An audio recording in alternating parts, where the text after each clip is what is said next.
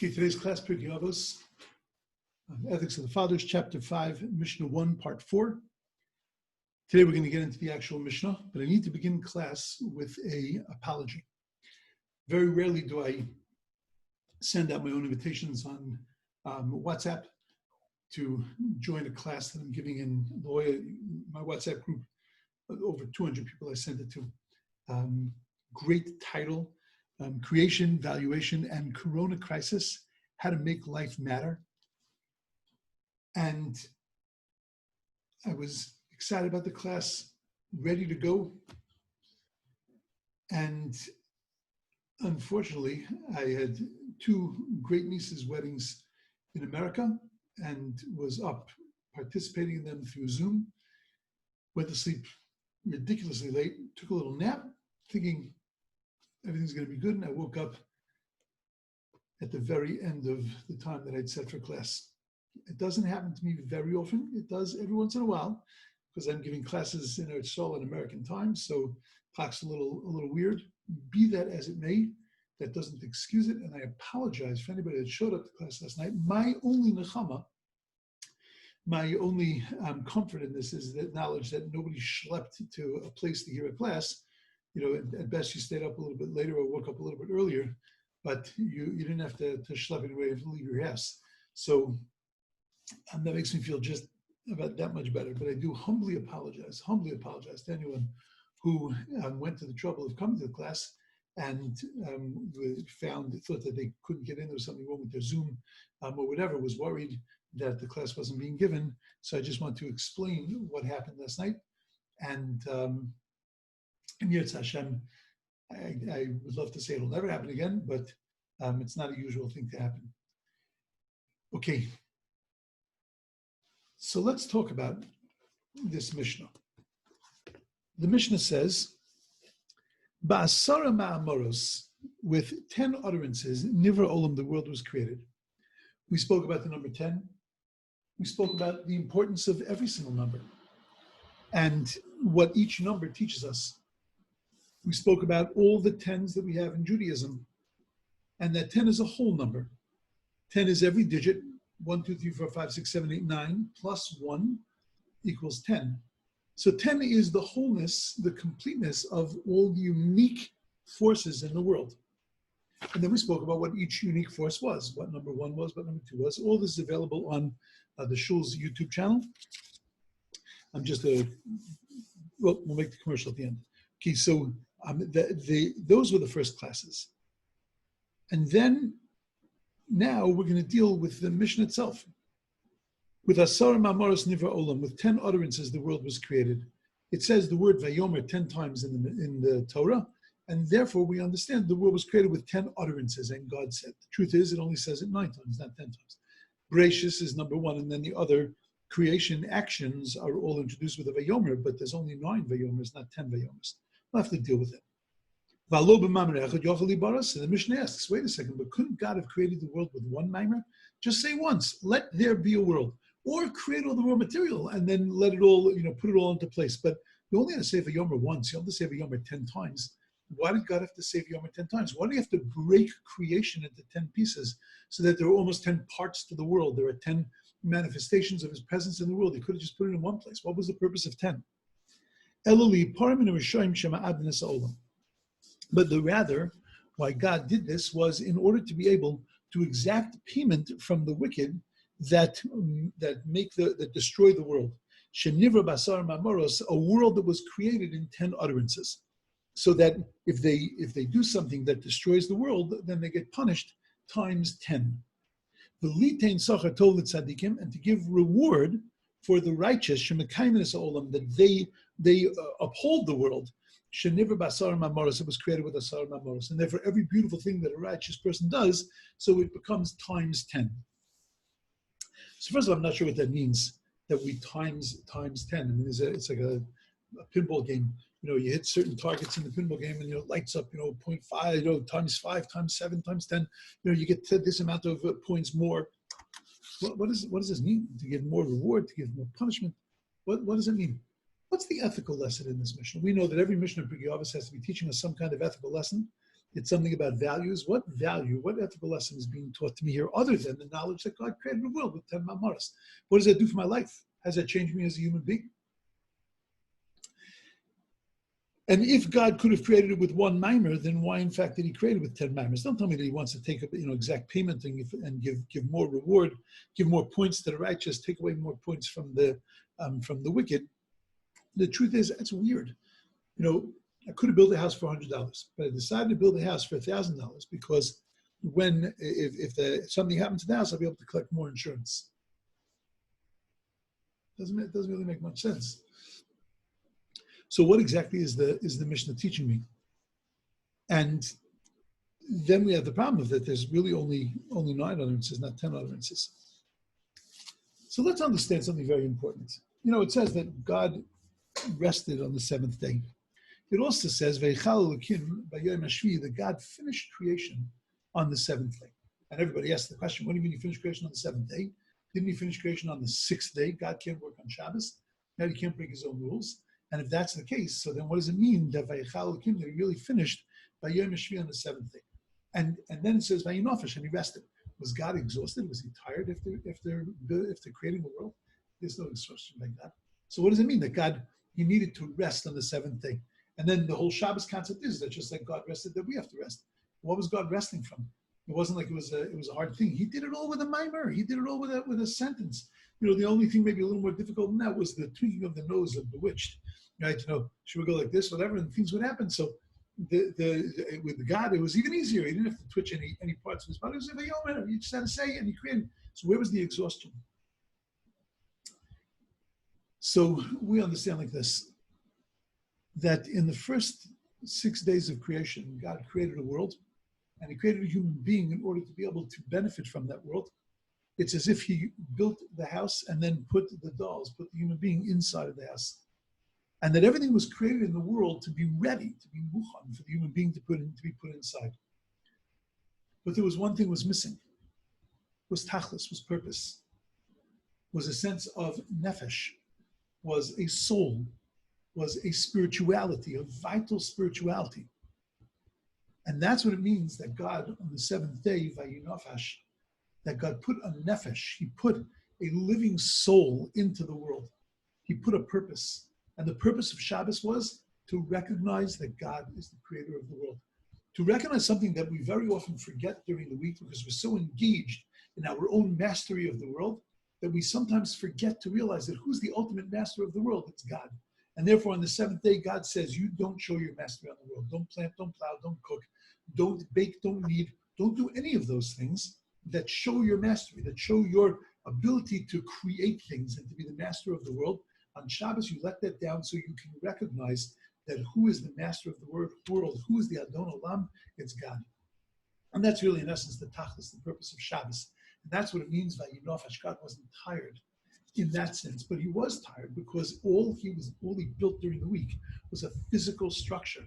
And now, only when he put in something that was spiritual, only when he gave it its tachlis, he gave it its purpose, only now that it had a spirit, it had a soul, now it was Vayinofash. God himself became revived from the fact that he put inside of this world a purpose for it, and that it wasn't just about mountains and trees and humans and animals, but there was a distinct purpose to become closer to God and to recognize God as the creator of the world.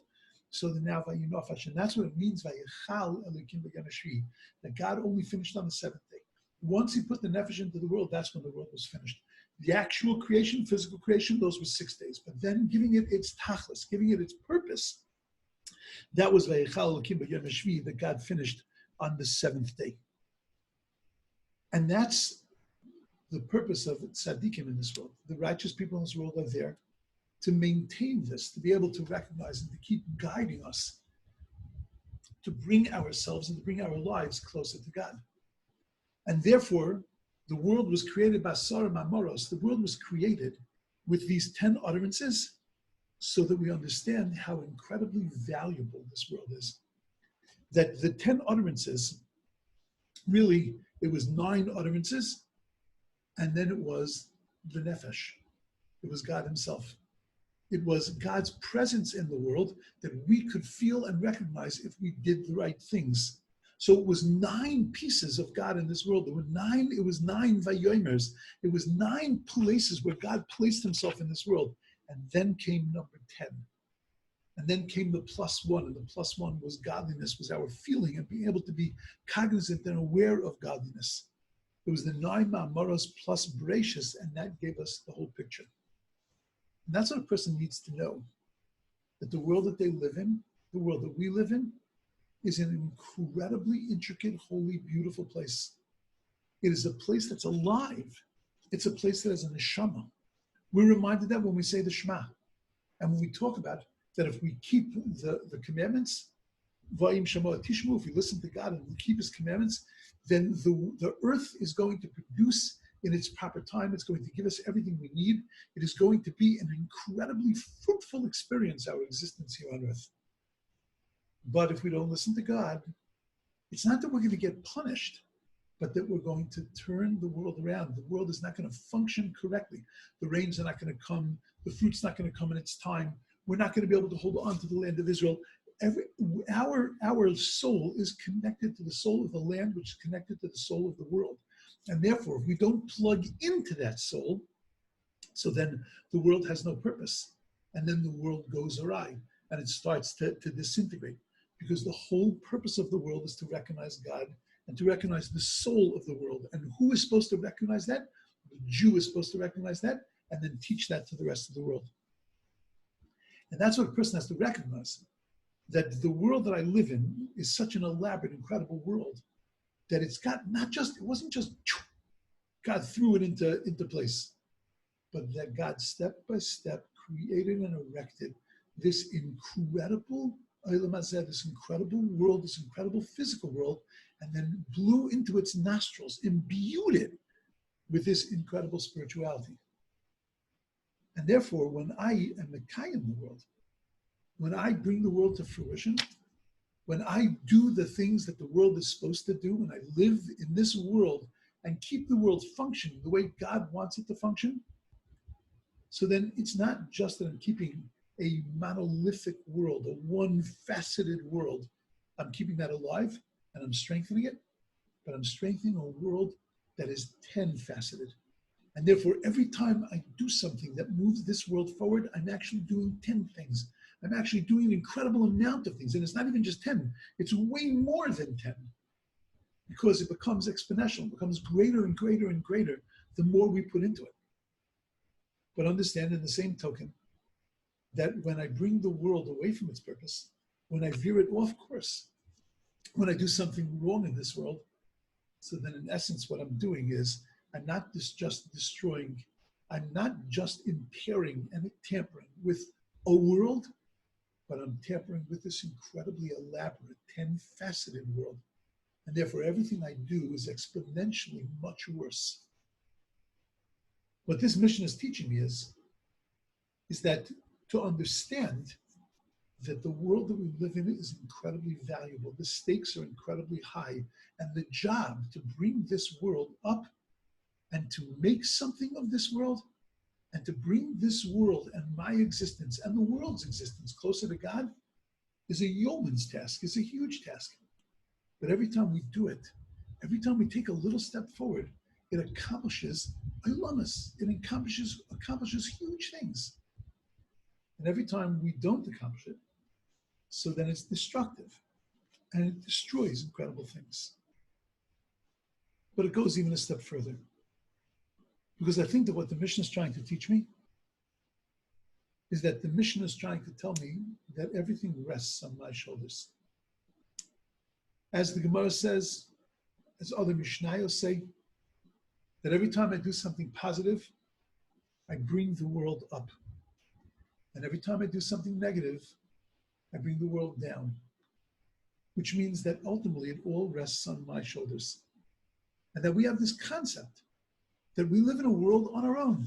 What we do, mind your own business, because I'm only doing it to me. And there's no such thing as doing something to me. You know, we have a very fascinating concept in halacha. That's something, there's an opinion in the tractate Shabbos, and in other tractates also, that if something is prohibited because of maris ayin, something is prohibited because people are going to see you doing the wrong thing, that it is prohibited even in chadrei chadarim, even inside of a dark room with no windows where nobody could ever see you doing it, it's still going to be prohibited. If you're not allowed to hang a wet garment that became wet because of the rain or because you fell into a river, if you're not allowed to hang that in public because people will think that you're washing garments on Shabbos, then you shouldn't even be able to do that in private. Because if something is wrong, if something brings down the world, then it brings down the world. There's no such thing as, oh, I'm doing it in private and it doesn't really matter. If there's something inherently wrong with it, then there's something inherently wrong even when that thing is done in private. And that we have to understand that when we do things that are wrong, there's no such thing as mind your own business. Look, I'm just doing it for me. It doesn't have an effect on you. Everything I do has an effect on somebody else because it has an effect on the world that we live in. It's the butterfly effect. The butterfly flaps its wings over here and somewhere across the world, so then the ripples of it becomes a tsunami, right? There is no such thing as doing something on my own, doing something in my own dalanamas that doesn't affect somebody else. We know that our rabbis use this as an explanation for many of the tragedies that have befallen the Jewish people throughout our history, that very often the ones who seem to be clipped and the ones who get it are the ones that are the most connected to God. So we explained that whenever God punishes the Jewish people, it happens collectively. There are no exceptions to the rule. We're all connected and tied to each other. I understand that. But there's more. It's that it's not just that it happens collectively, but that I, the righteous person, a righteous person, has a greater responsibility than everyone else because he carries the world on his shoulders. And that every person needs to learn from that and understand that if there are people in the world that are not taking up their responsibility, that means that there's something wrong with yours. That means that you're not working hard enough. We have this concept in the Ir Miklat, in the city of refuge, that when a person kills by accident, he goes into a city of refuge and is released in the city of refuge when the Kohen Gadol, when the high priest dies. We ask the question, why is the high priest connected to this poor shmendrik? It has nothing to do with him. Why is his death going to be the release of this poor shmendrik? So the Gemara says, because had he davened better, then there would not have been an accident like that would have taken place under his watch. That's a tremendous responsibility to stick on a person's shoulders, that you're really ultimately responsible for that because you could have been better. And we have to recognize that our world is in disarray, but so are we in disarray. And that if we would get ourselves back on track a little bit, that if we would get ourselves a little bit straighter, then our world wouldn't be in such disarray. And that it's very easy to point to the Mishugayim, and it's very easy to point to the liberals, and it's point to this, to the fake news, and to the media, and to go pointing fingers at them. But they're operating in a world that we're setting up. And maybe we have to work on our world and on the straightness of our world and the strength of our world so that maybe some of this madness wouldn't take place. Now, I'm not saying that I'm responsible, you're responsible, but there is no question that we do have a degree of responsibility to ensure that the world functions correctly. When it does, these crazinesses don't happen. So as much as I have to put my mind on outreach and worrying about the effect that I have on other people, I first have to worry about the effect that I have on myself, set myself up a little straighter, and by definition, that's going to affect everything around me. Ripple effect. It's going to lift up the world. And understand, though, that when you do an avera, you do a transgression, you're not just doing it to you, you're setting an atmosphere in the world. And when you set an atmosphere in the world, so then that drags the world down. And that is what the Mishna is teaching me, that to tell me li parim in rishayim and li tein schar tov l'tzadikim, that to make them understand that the world rests on their shoulders. And the incredible 10-faceted world rests on their shoulders. And that what they do brings it up. And loyalinu, what they do can also bring it down. And it reminds us that everything we do matters. And everything we do makes a difference. You know, it's a very difficult thing sometimes to get that point across, that we make a difference, that we matter. When we were told to count the Jewish people in Bamidbar, the way the Torah puts the count, the Suas Rosh B'nai Yisrael, lift up the heads of the Jewish people. What does that do with counting? We translate it as to count the Jewish people, but it's Su'u, it means lift them up. Because it wasn't just about counting. Because when you count things, you really are taking away their value. When you just have a number, talk to people in Auschwitz, and they'll tell you that that number demoralized them, dehumanized them, because all that number meant was that they were a number. Even when there are many people, lahavdil, when they go to college and they have to do everything with their social security number, they become just a number. Their identity is reduced to whatever it is, 8 digits, 10 digits, and that's it. But what God told Moshe and Aaron that they have to su'u as Rosh B'nai Yisrael, you have to lift them up. Don't just count them and turn them into a mass, but make every single one of them understand that they matter. Don't just count them, get the message across to them that they are counted, that they count, they matter. What they do makes a difference. You know, it says very beautifully in Tehillim, when we say this in our davening, in our Pesukei Zimra, Harofi L'Shvurei Lev, that God heals the Shvurei Lev, the brokenhearted. U'mechabesh es atzvosam, and He heals, He takes away their atzvos, their sadness. Meina mispar l'kochavim, He gives a number to the stars. L'chulam shem esikro, and to each one of them He gives a name. So there's a few questions on that. First of all, what is the one part of the what does one verse have to do with the second verse? That God is a Rofi L'Shvurei Lev, He heals the brokenhearted and He takes away our sadness and our depression, and then He counts the stars. Those are two completely different things. Why they put one pasuk right after the other pasuk? And what does it mean that He counts the stars? And then He gives them names, counts them, He puts them into one big thing, and then each one of them He gives them a name.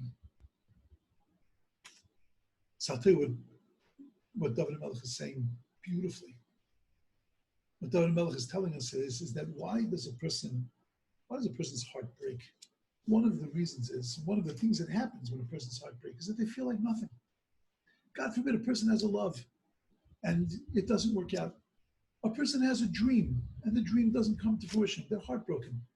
But part of that heartbreak is that feeling of uselessness, that feeling of nothingness, that I don't amount to anything. So God is a Rofei L'Shvurei Lev. He heals that broken heart. There's nothing wrong with a heart that breaks.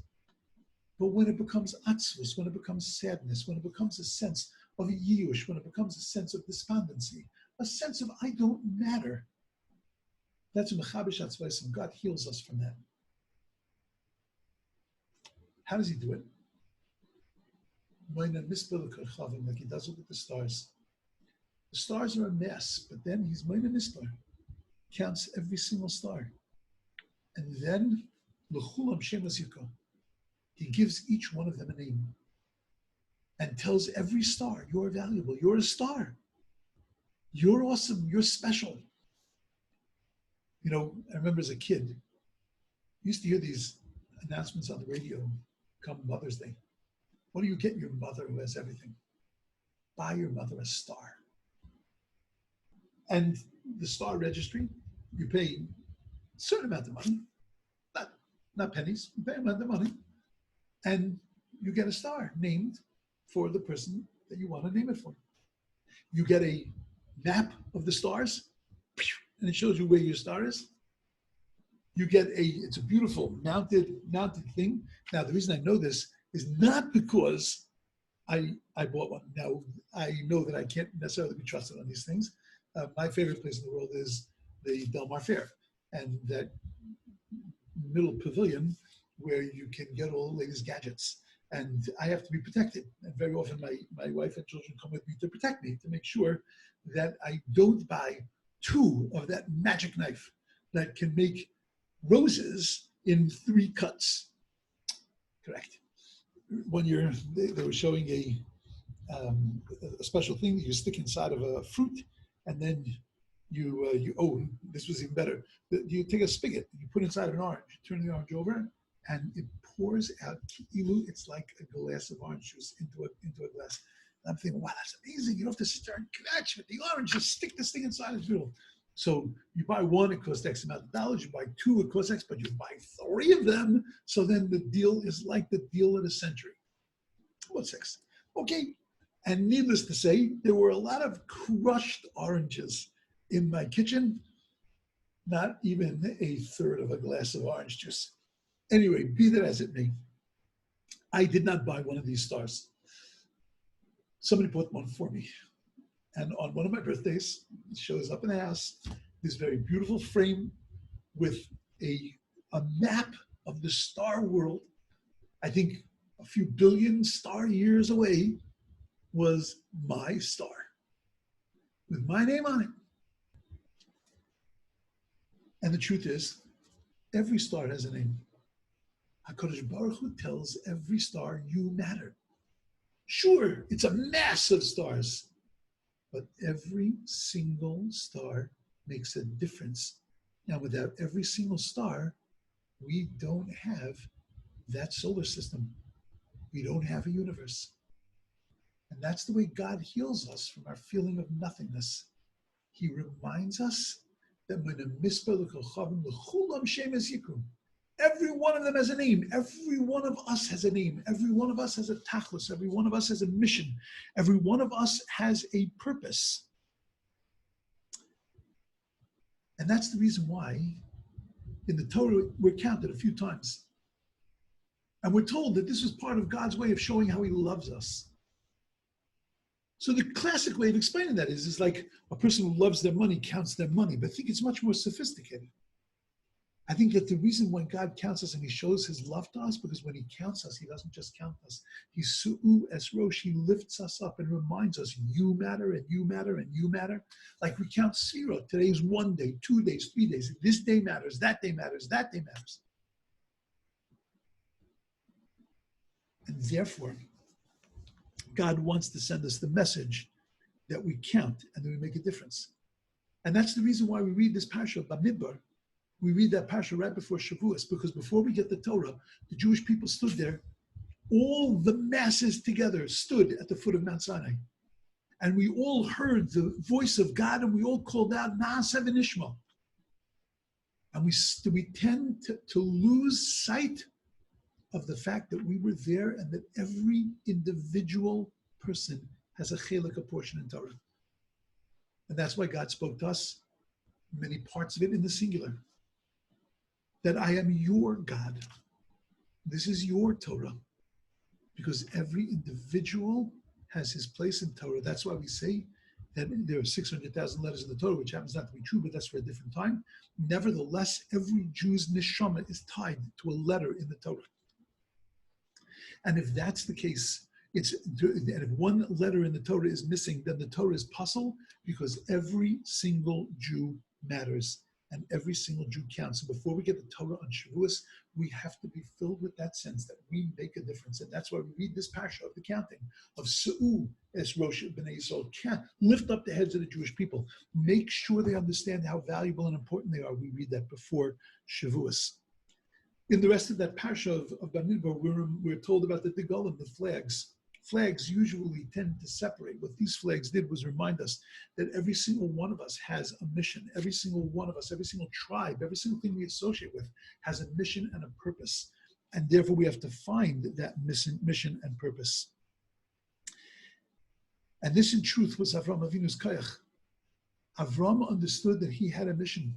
When he figured out that there was a God, according to the Medrash at the tender age of 3, by looking at the world and understanding that there had to be somebody who created all of this. None of the things in the world were strong enough or big enough to be the purpose of the world. Every single thing in this world had to have something that was much larger than it, that was giving it its meaning and its purpose. And when Avraham Avinu realized that, and he realized that nobody else in the world knew this, that they were still into their idolatry and into their idols, and he realized that he stood alone, he was willing to stand alone because he knew that he had a purpose, and his purpose was to impart this message to the world. Eventually, he was quite successful, that he was able to turn the world on to monotheism, but it was only because he stood his ground and only because he understood that if I don't do this, it's not going to get done. To understand that I am the one that needs to make this happen. I count and I matter. Maybe that's the reason that we say at the end of the first brach of Shemona Esrei, Baruch Atah Hashem Mogen Avram. Blessed is God who is the shield of Abraham. Why not the shield of Isaac and Jacob? They had beautiful midos, also beautiful characteristics, important characteristics. Why not say I'm the God of Abraham, Isaac, and Jacob? Why the Mogen, God is the shield. He protects the Abrahamic quality, because we're saying that he's the Mogen Avram inside of me, that he protects me and my Abrahamic quality, because the first quality that I need to have before I have anything else is the understanding of my importance and value, and understanding that I have a koyach, I have a purpose, I have a mission in this world. I have something special about me. And that's the message of the Mishna. The message of the Mishna is that I count, and that what I do can destroy something very, very beautiful. And what I do can build up and be Makayim and keep going something very, very beautiful. But that it's up to me. And that God showed me how elaborate and beautiful the world is, so that I would feel that sense of responsibility. He split it into 10, not just one, so that I would feel a tremendous responsibility to make sure that that ball stays in the air, to make sure that the world keeps going forward. I want you to imagine. I'm taking a few liberties here. I'm ignoring all of the conspiracy theories, and I'm being a little tongue-in-cheek. But how did this past 6 months begin? Some guy in China woke up in the middle of the night. Mr. I can't pronounce his name. Goes to his fridge, and there between the chocolate cake and the hummus was pickled bats. And he opens up the jar of pickled bats, and he's about to eat one of those bats. Now imagine in heaven when they're watching him do this, or his friends, and somebody tells him, "Oh, buddy, don't do that. If you're going to eat that bat, you're going to get sick. You're going to cough. The 10 people around you are going to get sick. They're going to cough. The 10 people around each one of them is going to get sick. In just a short time, you're going to bring China to its knees. We're going to be quarantined. It's going to be closed down. And then you know what's going to happen, buddy? Then that's going to spread to the entire world. And every country in the world is going to close down. The economy is going to close. There's going to be no travel. No one is going to go anywhere. There is going to be hundreds of thousands of people that are going to die. And that guy says, okay, can't be. It's not possible. My eating a bat is going to cause all of that? Is going to cause grandparents not to be able to see grandchildren? Is it going to cause weddings to take place over Zoom? Is going to keep us outside of shul? Is going to cause all the things that it causes? Not shayach. It's not possible. And the guy eats the bat. Maybe he takes 2 bites of it and says, it tastes a little gamey. But he gives a cough. And 10 people get sick. And those 10 people give a cough. And before you know it, the world is walking around behind masks. And the whole world has changed. And it's changed deeply. But all because the actions of one person. Whether it was 1 people, whether it was 100 people, I don't care, but you get the concept. We have to recognize that one thing that we do has so many ramifications. We're not just a meaningless little thing inside of the world. We count and we matter. We make a difference. Every one of us has a name. Every one of us has a mission. Every one of us has a purpose. Every one of us fits in. You know, at the gala, there was a picture of my wife and I. A very beautiful picture taken in La Jolla. And the picture was made up of many, many, many, many little pictures. And you come to realization that if you would take out just one of those little pictures, then the bigger picture wouldn't look so good. Because every little thing, every individual's contribution makes a difference. And what HaKadosh Baruch Hu wanted us to understand by creating the world in Asara Ma'amaros was that he took a lot of care and precision to put all the pieces into place. And that every single one of us has the ability, like the tzaddikim, to lift it and to build it and to watch it flourish and grow, or like the Rishayim, to destroy it. We have to understand that the stakes are high. It's not a one-piece world. It's a multifaceted world. And that we're destroying many levels and many layers, and we're building and glorifying many levels and many layers at the same time. That's why this is in Pirkei Avos. That's the ethical message that it's imparting to me. You matter. And everything you do makes a difference. I'll leave you with one Maisa. Wife gets a call last week. And she goes back a little bit. My daughter, Rena, was in Detroit. She gets to Detroit. They find out that she's there. She's a big camp person. Camp was closed this year. So she was visiting her sister, was going to stay there for a month. She said to her, would you like to run the camp? So she's running a camp for a lady. She's talking to the lady. The lady must have been talking to her mother, who now lives in Eretz Yisrael. She made Aliyah from Lakewood, New Jersey. And she says to her mother, this girl, Rabbi Wohlgelernter. Mother says, Wohlgelernter? Where are her parents? They're in Eretz Yisrael.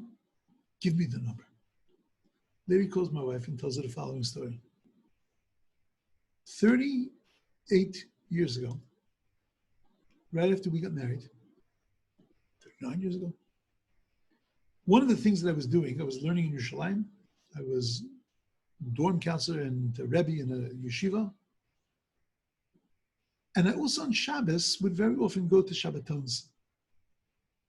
My wife and I would go to Shabbatons of kids that, and this goes back a long time, 39 years, of kids that were coming over from the other countries and spending extended periods of time in Eretz Yisrael and needed a little chizuk, needed a little strengthening in their Yiddishkeit. So we went to a Shabbaton from girls from Hasmonean, and it was a school in London. It was a beautiful Shabbos. I spoke a bunch of times over Shabbos. We taught. We spent Shabbos with them. We sang. Wife schmoozed with the girls. It was beautiful. Young couple. We didn't have a child yet. And it was just a beautiful thing. Lady says to my wife, I never in my life journaled. That trip, I journaled. I don't know why, but let me read you an entry in that journal. And she read her an entry, which was about the incredible effect of this young couple, Jeff and Shashi, of the incredible effect that they had on her life, and that she knew that she was going to live her life in a certain way because of that experience. And she described us and spoke about us. And it was incredible. She did. Eventually made Aliyah to Eretz Yisrael. Children, B'nai Torah. And it just struck the two of us that if we look back at our lives, that really wasn't even a blip in our experiences. It was something we did, but so many other things that we did that sort of outshone that. But you have to realize that every single thing you do matters. Every single thing you say makes an impression on someone. Every single thing that happens affects the world around us and affects real people, because we matter. And the reason why that matters is because I have to take my life and the things I do seriously. Because if they really matter, then I have to make them matter. I can't just be counted. I have to make myself count. Once again, I want to apologize for not being there live and of putting everyone in a position they have to listen to this not live. And in Mitzvah Hashem next week, I will be live from Lakewood, New Jersey.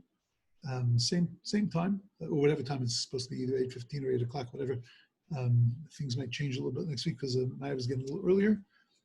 2 quick commercials, and that is that if you would like to be part of my WhatsApp group, so then just WhatsApp me, 619-913-2696. I send out a Shabbos message and also another shiur during the week. And you get a link also to, or you can link yourself also to my YouTube channel, and subscribe to that. And I give a series of shiurim in Eretz Yisrael, and you can get them there also. So if you'd like to learn with me a little more, so then please send me a WhatsApp, and also to join my channel. Thank you very much. Everyone should have a beautiful, whatever you're listening to this, nighttime, daytime, but it should be beautiful and wonderful. Have a great week, beautiful Shabbos, and Mitzvah Hashem. We will see you again next Monday night.